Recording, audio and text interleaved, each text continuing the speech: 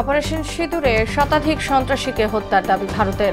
পাল্টা হামলার আশঙ্কায় পাঞ্জাব রাজস্থানে সতর্কতা, পুলিশের সব ছুটি বাতিল। পাক ভারত সংঘাতে জনগণ নয়, জড়িত দুই সরকার, বলছেন বিশ্লেষকরা। শান্তিপূর্ণ সমাধান চায় আমজনতা, সীমান্ত সুরক্ষিত, জানালেন স্বরাষ্ট্র উপদেষ্টা। প্রশাসনের শীর্ষ পর্যায়ে ৯০%ই ফ্যাসিবাদের দোসর, বললেন মির্জা ফখরুল। অন্তর্বর্তী সরকারকে জনবিরোধী কাজ থেকে বিরত থাকার আহ্বান। এবং কাঠামোগত পরিবর্তনে জবাবদিহিমূলক বাংলাদেশ প্রতিষ্ঠার বিকল্প নেই, বললেন আলী রিয়াজ। স্বাধীনতায় অবদানে ৪ জনের স্বীকৃতি চায় জনশক্তি পার্টি।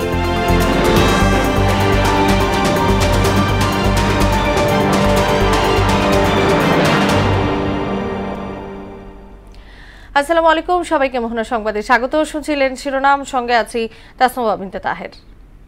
এবার বিস্তারিত। শুরুতেই পাক ভারত সংঘাত প্রসঙ্গ। অপারেশন সিঁদুরের বিষয়ে রাজনৈতিক দলগুলোকে অবহিত করতে নয়াদিল্লিতে সর্বদলীয় বৈঠক করেছেন ভারতের প্রতিরক্ষা মন্ত্রী রাজনাথ সিং।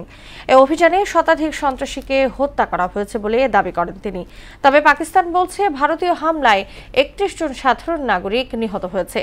এদিকে সম্ভাব্য পাক হামলার আশঙ্কায় রাজস্থান ও পাঞ্জাবে সতর্কতা জারির পাশাপাশি সব পুলিশের ছুটি বাতিল করেছে ভারত। বিস্তারিত গাজী শাহরিনের ডেস্ক রিপোর্টে। পহেলগাম হামলার পর থেকেই চরমে পৌঁছেছে পাক ভারত দ্বন্দ্ব। এর জেরে পাকিস্তানে অপারেশন সিঁদুর নামে অভিযান চালায় ভারত। এ বিষয়ে বিস্তারিত জানাতে বৃহস্পতিবার নয়াদিল্লিতে সকল রাজনৈতিক দলের নেতাদের সঙ্গে বৈঠক করেন দেশটির প্রতিরক্ষামন্ত্রী। বৈঠকে বিরোধী দলগুলো অপারেশন সিঁদুরকে পাকিস্তানের বিরুদ্ধে যথাযথ পদক্ষেপ হিসেবে স্বীকৃতি দেয় এবং রাজনৈতিক ঐক্য ও সংহতির বার্তা দেয়। এ অভিযানে পাকিস্তানের শতাধিক সন্ত্রাসী নিহত হয়েছে বলে দাবি করেন রাজনাথ সিং। তবে পাকিস্তান বলছে সন্ত্রাসী নয়, বরং ভারতের এ হামলায় ৩১ সাধারণ নাগরিক নিহত হয়েছে।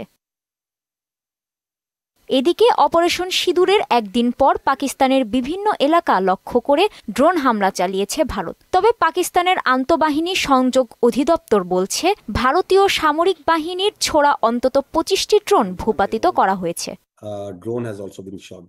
হামলার জেরে পাকিস্তানের রাজধানী ইসলামাবাদ সহ করাচি, লাহোর ও শিয়ালকোট বিমানবন্দরে বিমান চলাচল সাময়িকভাবে স্থগিত ঘোষণা করেছে কর্তৃপক্ষ।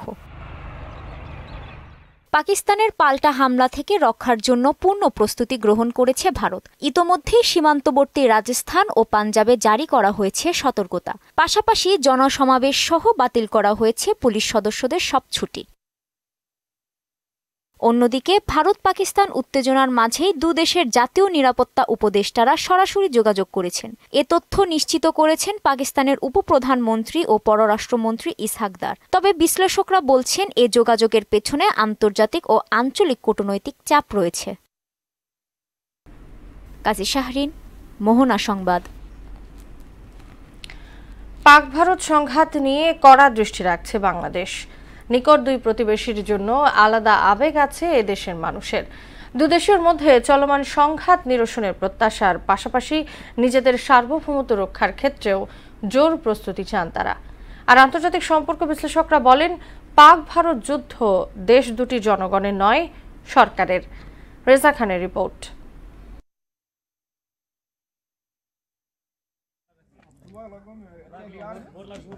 পাকিস্তান ভারতের পাল্টাপাল্টি হামলায় প্রতিদিন বাড়ছে মৃত্যু ও হতাহতের সংখ্যা। এই পরিস্থিতিতে নিকট প্রতিবেশী হিসেবে উদ্বিগ্ন বাংলাদেশের মানুষ। যুদ্ধ সৃষ্টি হলে তাদের অস্ত্র বিক্রি হয়, একটা বড় প্রফিট হয়। ওনারাই খোঁচায় আর কি এক দেশের সাথে আরেক দেশের একটা যুদ্ধের সৃষ্টি করে। বেসিক্যালি ইন্ডিয়া যুদ্ধটা দেশভিত্তিক না নিয়ে যুদ্ধটা করতেছে বেসিক্যালি ধর্মভিত্তিক হয়েছে। তবে প্রতিবেশী দেশ ভারত পাকিস্তানে চলা সংঘাত দ্রুত নিরসনের প্রত্যাশা জানিয়ে দেশের সাধারণ মানুষ বলেন, নিজেদের সার্বভৌমত্ব রক্ষার ক্ষেত্রেও প্রস্তুতি রাখা জরুরি। পারমাণবিক অস্ত্রটা আমাদেরও দরকার। আমরা দুর্বল থাকবো কেন? আমাকে তো শক্তিশালী থাকার দরকার। দেশের সার্বভৌমত্ব ধরে রাখার স্বার্থে আমাদেরও উচিত এই ধরনের সামর্থ্য অর্জন করা, অর্থাৎ পারমাণবিক অস্ত্র। সব দেশই মোটামুটি সমরাস্ত্র বা বিভিন্ন তারা উন্নত হচ্ছে, আমাদের উন্নত হওয়া উচিত। দেশ দুটির মধ্যে উত্তেজনা বাড়লেও তারা পারমাণবিক যুদ্ধে লিপ্ত হবে না উল্লেখ করে এই যুদ্ধ কোনোভাবেই জনগণের নয় বলে মত দেন এই বিশ্লেষক। সাধারণ জনগণ কিন্তু এই দ্বন্দ্ব সংঘাত বা এই যুদ্ধ চায় না। এটা দুই দেশের দুটি সরকারের বিষয়। তারা তাদের সক্ষমতা, তাদের ইগো এগুলো প্রদর্শন করার জন্যই জনগণের বিলিয়ন বিলিয়ন ডলার এখানে তারা ইনভেস্ট করছে। তারা পারমাণবিক যুদ্ধে একে অপরের সাথে জড়িয়ে যাবে সেটা মনে হচ্ছে না, কারণ সেখানে যেই ধরনের একটা ইম্প্যাক্ট পড়বে অন্যান্য রাষ্ট্রের উপর এবং অবধারিতভাবে তখন কিন্তু এটা তৃতীয় বিশ্বযুদ্ধের দিকে চলে যাবে। আর আন্তর্জাতিক সম্পর্ক বিশ্লেষক ডক্টর শেখ শামস মোরসালিন মনে করেন এ যুদ্ধের পেছনে পরাশক্তি আমেরিকা ও চায়নার হাত থাকতে পারে। ভারত যদি পাকিস্তানের সাথে তার ওয়েস্টার্ন ফ্রন্টে যদি ইনভলভ হয়ে যায়, তাহলে হয়তো ভারত এদিকে যুক্তরাষ্ট্রের সাথে সহযোগিতা করে মায়ানমারে কিংবা রাখাইনে হয়তো কোনো ধরনের প্রভাব বিস্তার করতে পারবে না। তো চায়নার হয়তো এটার পেছনে চীনেরও একটা হাত থাকতে পারে। যুক্তরাষ্ট্রের মূল উদ্দেশ্য হলো বা তার ফরেন পলিসি অবজেক্টিভের একটি মূল দিক হলো যে চায়নাকে কন্টেইন করা। চায়নার যে প্রভাব বাড়ছে এই এশিয়া জুড়ে এবং পুরো বিশ্ব জুড়ে, সেটাকে যতটা সম্ভব প্রতিহত করা যায়। পাক ভারত সংঘাতে বৈশ্বিক রাজনীতির অনেক মেরুকরণ আছে বলেও মনে করেন এই দুই আন্তর্জাতিক সম্পর্ক বিশ্লেষক। ট্রাম্পের রেসিপ্রোকাল ট্যারিফের কথা যে সে বলছে, সে কিন্তু মূলত টার্গেট করেছে চায়নাকে। রেজা খান, মোহনা সংবাদ, ঢাকা। নিজের স্বার্থ। পাক ভারত উত্তেজনায় দেশের সীমান্ত সম্পূর্ণ সুরক্ষিত রয়েছে এবং সীমান্ত এলাকার কৃষকদের এ ব্যাপারে ভীত না হতে জানিয়েছেন স্বরাষ্ট্র উপদেষ্টা জাহাঙ্গীর আলম চৌধুরী। দুপুরে দিনাজপুরের বিরলের মোখলেসপুরে বোরো ধান কাটার উদ্বোধনী অনুষ্ঠান শেষে একথা বলেন উপদেষ্টা। কৃষকদের উৎপাদন খরচ কমাতে বরেন্দ্র কর্তৃপক্ষকে সেচ খরচ কমিয়ে এবং ঊর্ধ্বতন কর্মকর্তাদের দুর্নীতি থেকে দূরে থাকতেও বলেন তিনি। এখানে কোনো ভীতির কোনো কারণ নাই। আমাদের এই বর্ডার সম্পূর্ণ সিকিউর, এখানে কোনো ধরনের কোনো সমস্যা নেই। তারা ভালোভাবে ধান কাটতে পারবে। বরেন্দ্র ডিজি সাহেবরা আমি বলবো কৃষকদের এই যে পানির বিল যেন আরও কমায় আনা যায়, যেন তাদের উৎপাদন খরচ যেন কমানো যায়, এই জন্য অনেক ব্যবস্থা করতে হবে। আর উপরে যারা চাকরি করে আর এই দুর্নীতিটা কমাইতে হবে। প্রশাসনের শীর্ষ পর্যায়ে ৯০%ই ফ্যাসিবাদের দোসররা বসে রয়েছে বলে অভিযোগ করেছেন বিএনপির মহাসচিব মির্জা ফখরুল ইসলাম আলমগীর। অনির্বাচিত সরকার দীর্ঘদিন থাকলে তারা বিভিন্নভাবে মাথাচাড়া দিয়ে উঠতে পারে বলে আশঙ্কা জানান তিনি।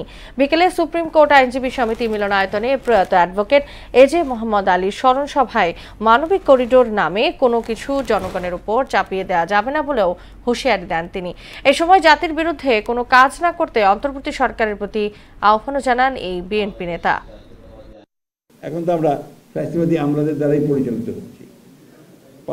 সেক্রেটারিয়েটে আমলারা 90% আপনার ফ্যাসিবাদের দোষর। আপনারা এখন এখানে আলোচনা করলেন যে আপনাদের এই বারে এখানে এখনো অনেকেই আছেন যারা ফ্যাসিবাদের দোষর ছিলেন, তাই না? তাহলে এই অনির্দিষ্ট কালের জন্য একটা অনিশ্চিত একটা অন্তর্বর্তী সরকার, এটা কি দেশের মানুষের জন্য কোনো উপকারে আসতে পারে না। বাংলাদেশের স্বাধীনতায় অবদানের জন্য একে ফজলুল হক, মাওলানা হামিদ খান ভাসানী, শেখ মুজিবুর রহমান ও জিয়াউর রহমানকে প্রতিষ্ঠাতা পিতা হিসেবে সাংবিধানিক স্বীকৃতির দাবি জানিয়েছে ভাসানী জনশক্তি পার্টি। ঐকমত্য কমিশনের সঙ্গে বৈঠকে এমন দাবি জানান দলটির চেয়ারম্যান রফিকুল ইসলাম। আর কমিশনের সহ সভাপতি আলী রিয়াজ বলেন, কাঠামোগত পরিবর্তনের মধ্য দিয়ে জবাবদিহিমূলক বাংলাদেশ প্রতিষ্ঠার বিকল্প নেই। মাহবুব হাসান রিপনের প্রতিবেদন। রাষ্ট্রের মৌলিক সংস্কার নিয়ে রাজনৈতিক দলগুলোর মতামত জানতে ধারাবাহিক সংলাপ করছে জাতীয় ঐকমত্য কমিশন। ২৬তম দল হিসেবে আলোচনায় বসে ভাসানী জনশক্তি পার্টি। জাতীয় ঐকমত্য কমিশনের পক্ষ থেকে দলটির নেতারা বলেন, স্বৈরাচারের আবির্ভাব ঠেকাতে সংস্কার গুরুত্বপূর্ণ। বাংলাদেশের স্বাধীনতায় গুরুত্বপূর্ণ অবদানের জন্য ৪ জন নেতাকে প্রতিষ্ঠাতা পিতা হিসেবে সাংবিধানিক স্বীকৃতির দাবি জানান তারা। বাংলাদেশের স্বাধীনতার গুরুত্বপূর্ণ স্থপতি শেরে বাংলা একে ফজলুল হক, মজলুম জনতা মাওলানা আব্দুল হামিদ খান ভাসানী, শেখ মুজিবুর রহমান এবং বীর মুক্তিযোদ্ধা শহীদ রাষ্ট্রপতি জিয়াউর রহমানকে সাংবিধানিকভাবে স্বীকৃতি দিতে হবে 4 ফাউন্ডিং ফাদার নেশন প্রতিষ্ঠা করে। রাষ্ট্রপতি ও প্রধানমন্ত্রীর মেয়াদ 4 বছর করার প্রস্তাবে বিরোধিতা করে দলটি। সরকারের মেয়াদ হবে 4 বছর, আমরা বলেছি 5 বছর। রাষ্ট্রপতির মেয়াদ হবে, ওনারা বলেছেন 4 বছর, আমরা বলেছি 5 বছর। প্রার্থীর বয়স ওনারা বলেছেন 21 বছর, আমরা বলেছি ন্যূনতম 25 বছর। ঐকমত্য কমিশনের সহসভাপতি আলী রিয়াজ বলেন, আগামীর বাংলাদেশ সুরক্ষিত করতে হলে কাঠামোগত পরিবর্তন জরুরি। কাঠামোগত পরিবর্তনের মধ্য দিয়ে জবাবদিহিমূলক একটা রাষ্ট্র ব্যবস্থা তৈরি করতে পারলে ভবিষ্যৎ প্রজন্ম বাংলাদেশকে একটা আদর্শ জায়গা বলে বিবেচনা করবে। এটি গত 53 বছর ধরে বাংলাদেশের মানুষের আকাঙ্ক্ষা, গত 16 বছরের সংগ্রাম। এই সংগ্রামে প্রচুর মানুষ তাদের প্রাণ দিয়েছেন, নিপীড়ন নির্যাতন সহ্য করেছেন। জুলাই গণ অভ্যুত্থানের অর্জন ধরে রাখতে রাজনৈতিক দলের ঐক্যের বিকল্প নেই বলেও মন্তব্য করেন তিনি। আমরা আশা করি, আমরা প্রত্যাশা করি যেভাবে ফ্যাসিবাদের বিরুদ্ধে লড়াইয়ে আমরা ঐক্যবদ্ধ ছিলাম। মাহবুব হাসান রিপন, মোহনা সংবাদ, ঢাকা। প্রতিষ্ঠা করার বৈষম্য বিরোধী ছাত্র হত্যা মামলার আসামি সাবেক রাষ্ট্রপতি মোহাম্মদ আব্দুল হামিদের দেশ ত্যাগের ঘটনায় দায়িত্ব অবহেলার অভিযোগে 3 পুলিশ কর্মকর্তাকে বরখাস্ত করা হয়েছে। রাতে পুলিশ সদর দপ্তর থেকে পাঠানো এক খুদে বার্তায় এ তথ্য নিশ্চিত করা হয়েছে। বার্তায় জানানো হয়, সাবেক রাষ্ট্রপতি মোহাম্মদ আব্দুল হামিদের দেশ ত্যাগের ঘটনায় দায়িত্বে অবহেলার অভিযোগে ইমিগ্রেশন পুলিশের একজন অতিরিক্ত পুলিশ সুপারকে প্রত্যাহার ও আব্দুল হামিদের বিরুদ্ধে কিশোরগঞ্জের সদর থানায় দায়েরকৃত মামলার তদন্তকারী কর্মকর্তা এবং এসবির একজন কর্মকর্তাকে সাময়িক বরখাস্ত করা হয়েছে। মশার অত্যাচারে অতিষ্ঠ ঢাকা উত্তর সিটির মানুষ। কেবল রাতে নয়, অনেক এলাকায় দিনের বেলাতেও ঘরের ভেতর দুদণ্ড শান্তিতে বসতে পারেন না অনেকেই। অথচ বছরে এ খাতে বরাদ্দ আছে অর্ধশত কোটি, যার পুরোটাই জলে যাচ্ছে অনিয়ম ও দুর্নীতির কারণে। উত্তর সিটির প্রশাসক মোহাম্মদ এজাজ জানান, মশা নির্মূলে স্বল্প ও দীর্ঘমেয়াদী বেশ কয়েকটি প্রকল্প চলছে, শীঘ্রই মিলবে সুফল। বিস্তারিত জানাচ্ছেন সুরাইয়া মুন্নি। এখানে আইস গেলে মিনিমাম 2 মিনিট 3 মিনিট খারাইবেন, আপনার পুরো মশা আলগাইয়া লাগবে। মশার যন্ত্রণায় নাকাল ঢাকা উত্তর সিটি কর্পোরেশনের রূপনগর থানার অন্তর্গত ইস্টার্ন ও শাগুফতা হাউজিং, চিড়িয়াখানা ঢাল ও শিয়ালবাড়ি বস্তিসহ কয়েকটি এলাকার মানুষ। নিয়মিত ওষুধ না ছিটানোয় এসব এলাকায় জোরে সোরেই বংশবিস্তার করে চলেছে মশার দল। কোথাও কোথাও অবস্থা এমন যে দিনের বেলাতেও ঘরে টেকা দায় হয়ে পড়ে।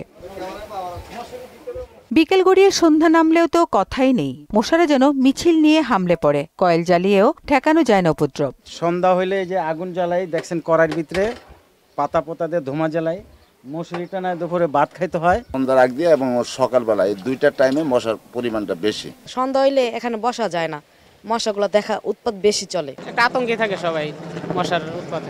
মশক নিধন অভিযান চললেও ওষুধের মান ও কার্যকারিতা নিয়ে প্রশ্ন থেকেই যায়। ডোবা, নালা, নর্দমা ও জলাধারে স্প্রে না করায় এসব স্থানে নীরবে বংশবিস্তার করছে মশার দল। লানা যদি ক্লিয়ার না করা হয়, আসলে মশায় খুব প্রবলেম করে, আমাদের সমস্যা হয়। এর কোনো প্রক্রিয়া নেয় না, কমিশনে নেয়, সরকার কোনো নেয় না ওষুধ দেওয়ার জন্য। ওষুধ দেওয়া হয় কোনো রকম কেরোসিনের মতো দেয়, দিলে দিয়ে আবার জায়গায় মশা আবার উঠতে দেয়। ওষুধগুলো দেয়, আসলে ওষুধগুলো প্রয়োজনই না, ভালো ওষুধ না। ওই দেখা যায় যে কালো ধোয়া মানুষের চোখ টোক পুরায়। মশার উপদ্রব বেড়েছে তা স্বীকার করে ঢাকা উত্তর সিটির প্রশাসক মোহাম্মদ এজাজ জানালেন, মশক নিধনে বেশ কয়েকটি প্রকল্প চলমান রয়েছে। আমরা এককভাবে মশার ওষুধ ছিটিয়েও কিন্তু আমরা এটা কার্যকরভাবে আমরা এটা মোকাবেলা করতে পারবো না। সেই কারণে আমরা একটা বড় অ্যাওয়ারনেস ক্যাম্পেইনে যাচ্ছি, মশার ট্র্যাপার বসাচ্ছি বিভিন্ন জায়গায়। এটা কাজ করবে, 100 মিটার রেডিয়াসের সকল মশাকে সে টেনে নিয়ে মেরে ফেলে এবং ভালো, জনস্বাস্থ্যের সাথেও কোনো সমস্যা নেই এটা। তো এটা আমরা প্রায় কয়েক হাজার ট্র্যাপার আমরা প্রাথমিক পাইলটিং হিসেবে। সম্মিলিত প্রচেষ্টায় অল্প সময়ের মধ্যে মশার উপদ্রব কমে আসবে বলে আশ্বস্ত করেন তিনি। যেখানকার মানুষজন বেশি নোংরা, আমরা পরিষ্কার করার পরও ময়লা বেশি জমে, সেখানে মশা উৎপাদন হয়। তো আমরা প্রথমে উত্তরাপুর অঞ্চলটাকে এবার পাইলটিং করব। অলরেডি আমরা ওয়ার্ক অর্ডার রেডি করে ফেলছি, ইভ্যালুয়েশন হয়ে গেছে। সুরাইয়া মুন্নি, মোহনা সংবাদ, ঢাকা। বিশ্বকবি রবীন্দ্রনাথ ঠাকুরের 164তম জন্মবার্ষিকী আজ। দিনটি উদযাপনে কবির স্মৃতি বিজড়িত কুষ্টিয়ার শিলাইদহ কুঠিবাড়িতে শুরু হয়েছে 3 দিনের জাতীয় অনুষ্ঠান। সকালে ভার্চুয়ালি যুক্ত হয়ে এ অনুষ্ঠানমালার উদ্বোধন করেন সংস্কৃতি উপদেষ্টা মোস্তফা সরোয়ার ফারুকী। মিলন খন্দকারের প্রতিবেদন জানাচ্ছেন আফরিন পপি। রবীন্দ্রনাথ ঠাকুরের জন্মবার্ষিকী উপলক্ষে আয়োজিত 3 দিনের উৎসবকে ঘিরে রবীন্দ্রপ্রেমী ও দর্শনার্থীদের ভিড়ে মুখর এখন কুঠিবাড়ি প্রাঙ্গণ। সংস্কৃতি বিষয়ক মন্ত্রণালয়ের সহযোগিতায় এই অনুষ্ঠানের আয়োজন করেছে কুষ্টিয়া জেলা প্রশাসন। রবীন্দ্রনাথ বাংলা সাহিত্যের একটা বিস্ময়কর প্রতিভা। তার বহুমুখী চিন্তা আমাদের কল্পনার জগৎকে আরো বিস্তৃত করেছে। প্রতিদিনই আলোচনা সভার পাশাপাশি মূল মঞ্চে রবীন্দ্রসঙ্গীত, দলীয় নৃত্য ও রবীন্দ্রনাথের লেখা নাটক পরিবেশন করবেন বিভিন্ন সংগঠন। এছাড়াও কুঠিবাড়ি চত্বরে বসেছে বিশাল গ্রামীণ মেলা। আমরা বাঙালিরা খুবই গর্বিত যে রবীন্দ্রনাথের মতো একজন প্রতিভাবান শিল্পী আছেন বলেই, লেখক ছিলেন বলেই বাংলা ভাষাটা এই বৈশ্বিক মর্যাদায় গিয়েছে। রবীন্দ্রনাথকে বাদ দিয়ে এটা কল্পনার অতীত, এটা করা যায় না। রবীন্দ্রনাথ ঠাকুর কুষ্টিয়ার গর্ব, কুষ্টিয়ার অহংকার। তাকে কুষ্টিয়ার মানুষ পেয়ে কুষ্টিয়ার সাংস্কৃতিক অঙ্গন কিন্তু ঋদ্ধ হয়েছে। বাঙালি সংস্কৃতির প্রতিটি অঙ্গনে রবীন্দ্রনাথ জড়িয়ে আছে বলে মন্তব্য করেছেন সংস্কৃতি উপদেষ্টা। এগুলোকে আমি শুধু গান হিসেবে না দেখে এগুলোকে কবিতা এবং দর্শন হিসেবে দেখতে পারবো, এবং তাহলে আমরা বুঝতে পারবো যে আমাদের এই অঞ্চলে দর্শন এবং কাব্যের গভীরতা আসলে অনেক আগ থেকে অনেক গভীর ছিল। শিলাইদহের কুঠিবাড়িতে 3 দিনব্যাপী অনুষ্ঠানের সকল আয়োজনে সার্বিক নিরাপত্তা ব্যবস্থা নেওয়া হয়েছে বলে জানান কর্তৃপক্ষ। সার্বিক পরিস্থিতি বিবেচনায় রেখে এখানে আগত দর্শনার্থীদের নিরাপত্তার ব্যবস্থাটাকে সর্বাধিক গুরুত্ব দেওয়া হয়েছে।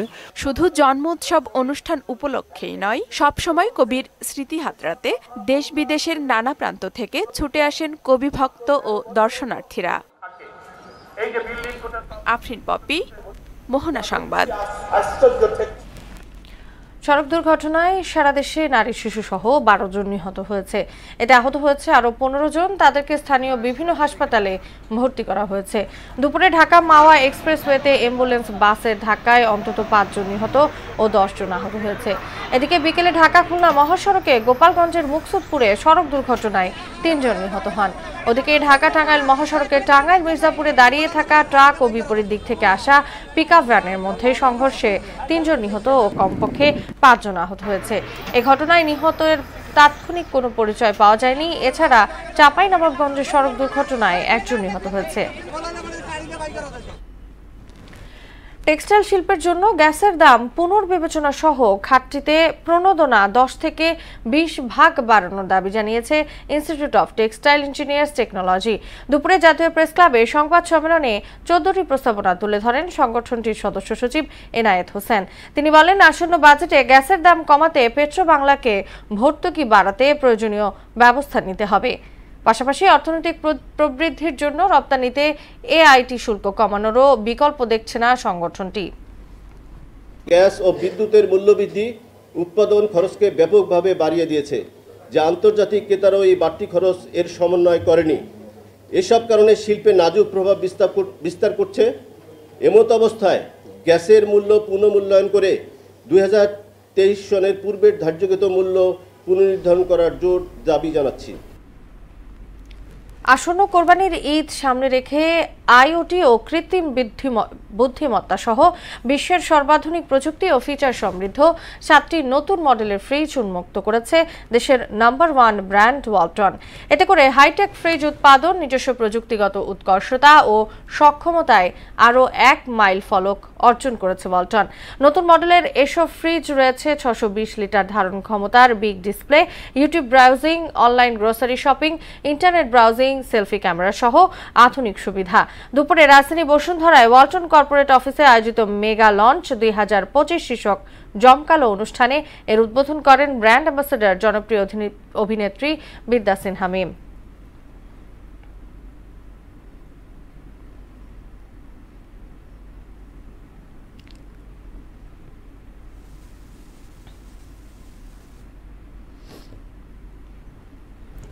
বাংলাদেশ ইনোভেশন কনক্লেভের উদ্যোগে সফলভাবে অনুষ্ঠিত হলো বাংলাদেশ এআই সামিট ও হ্যাকাথন। বাংলাদেশ ব্র্যান্ড ফোরামের আয়োজনে আকিজ রিসোর্স ও মিউচুয়াল ট্রাস্ট ব্যাংক পিএলসির পৃষ্ঠপোষকতা এবং ব্র্যাক বিজনেস স্কুলের সহযোগিতায় অনুষ্ঠিত এই আয়োজনটি বাংলাদেশ ইনোভেশন কনক্লেভের একটি ফ্ল্যাগশিপ উদ্যোগ। সম্মেলনে একটি প্ল্যাটফর্ম হিসেবে দেশি ও আন্তর্জাতিক পর্যায়ের শীর্ষস্থানীয় ব্যবসায়িক নেতৃবৃন্দ, টেক ও এআই বিশেষজ্ঞ, নীতি নির্ধারক ও উদ্ভাবকদের আলোচনায় এআই প্রযুক্তির ব্যবহার, তাদের প্রাতিষ্ঠানিক অভিজ্ঞতা, উদ্ভাবন এবং এআই প্রযুক্তির জোরালো সম্ভাবনা নিয়ে আলোচনা করেন। পাকিস্তানে পিএসএল খেলতে যাওয়া 2 বাংলাদেশি ক্রিকেটার নাহিদ রানা ও রিশাদ হোসেন সহ সব বিদেশি ক্রিকেটারকে চার্টার ফ্লাইটে করে দুবাই পাঠাতে যাচ্ছে বিসিবি। সেখান থেকে তারা নিজ নিজ দেশে ফিরবেন। নাহিদ, রিশাদও সেই ফ্লাইটে দুবাই হয়ে ঢাকার পথ ধরবেন। বিসিবির একটি সূত্র জানিয়েছে, রাওয়ালপিন্ডির পিন্ডি স্টেডিয়াম এলাকায় ভারতের ড্রোন হামলার পর পরিস্থিতি পাল্টে গেছে। নিরাপত্তার কথা চিন্তা করে স্থানীয় সময় রাত 8:30টায় পেশোয়ার জালমি ও করাচি কিংস ম্যাচ শুরুর কয়েক ঘন্টা আগেই তা স্থগিত করা হয়েছে, যে কারণে পিএসএল শেষ না করে দেশে ফিরে আসতে হচ্ছে তাদেরকে। শেষ করব মুহূর্ত সংবাদ, যাবার আগে শিরোনামগুলো জানিয়ে দিচ্ছি আরো একবার।